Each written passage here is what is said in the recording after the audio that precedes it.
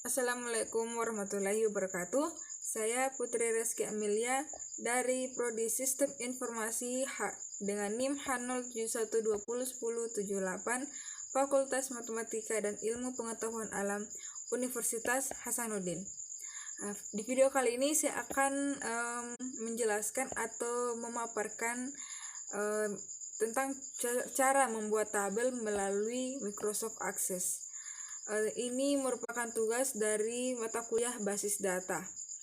Oke, pertama-tama sebelum kita membuat tabel database, itu kita harus memilih new blank database. Setelah kita memilih blank database tersebut, maka akan langsung terbuka sebuah tabel untuk membuat database. Kemudian untuk mengubah nama dari tabel yang telah terbuka tersebut, maka kita harus memilih di bagian tools, datasets, dan pilih view, kemudian pilih design view. Di situ kita akan disuruh merename tabel entitas yang akan kita buat tersebut. Contoh pada gambar ini, saya membuat tabel entitas dengan nama mahasiswa. Oke, setelah kita membuat tabel entitas dengan nama mahasiswa tersebut, maka akan muncul simbol kunci. Itu namanya primary key. Nah, di saat muncul primary key itu kita disarankan itu untuk menghilangkannya. Kenapa kita disuruh menghilangkannya terlebih dahulu? Itu agar kita tidak diintervensi oleh aplikasi. Nah, setelah primary key-nya dihilangkan, maka tabel-tabel itu isilah dengan atribut-atribut dari entitas yang akan kita buat. Contohnya dari tabel entitas mahasiswa, maka kita isi dengan atribut-atribut nama, NIM, provinsi, kabupaten, dan lain-lain. Nah, di sini catatannya, dalam kita mengisi atribut dari tabel entitas tersebut, kita harus isinya itu dengan database yang detail. Nah, setelah kita membuat atributnya, maka akan ada yang namanya data type.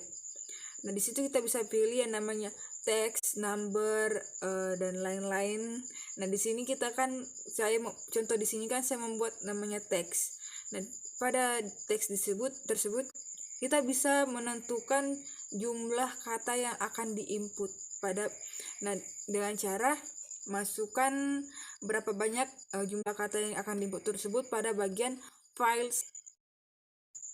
Nah, setelah kita buat tabel entitas tersebut, setelah semua atributnya itu lengkap, detail, itu kita kembali menguncinya dengan cara kita klik kanan lagi, terus klik primary key. Kita cukup mengunci salah satu atribut dari tabel entitas tersebut.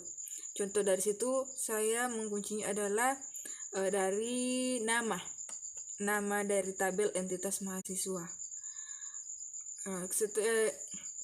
Setelah kita kunci atribut tersebut, maka berarti atribut tersebut tidak boleh kosong dan tidak boleh ada yang sama sekali. Oke, setelah jika ingin membuat tabel yang sama atau membuat tabel entitas yang baru lagi, cukup ikuti langkah yang sebelumnya. Itu semuanya sama.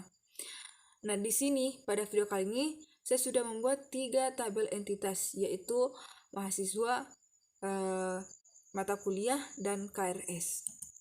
Nah, kemudian untuk desain tabelnya saya buka relationship pada database tools. Nah, kemudian kita add semua tabel entitas yang telah kita buat ke dalam relationship tersebut. Nah, catatan untuk desain database cukup kenal nama entitas, relasi, dan atribut. Nah, setelah di-add semua tabel entitas tersebut, maka akan muncul 3 tabel pada relationship. Nah, seret atribut kemudian seret atribut NIM pada entitas mahasiswa dan KRS, maka akan muncul enforce referential integrity. Maksudnya di sini seret atribut NIM maksudnya tuh yang atributnya pada tabel entitas itu yang sama. Misalnya pada tabel entitas KRS dan tabel entitas di mahasiswa, di situ terdapat atribut yang sama seperti NIM. Nah, kita seret NIM tersebut ke tabel KRS begitu, maka kemudian akan muncul kayak seperti dihubungkan. Berikut hasil dari penjelasan dari materi yang saya bawakan. Jika ada yang salah kata, mohon dimaafkan. Saya Putri Reski Amelia. Assalamualaikum warahmatullahi wabarakatuh.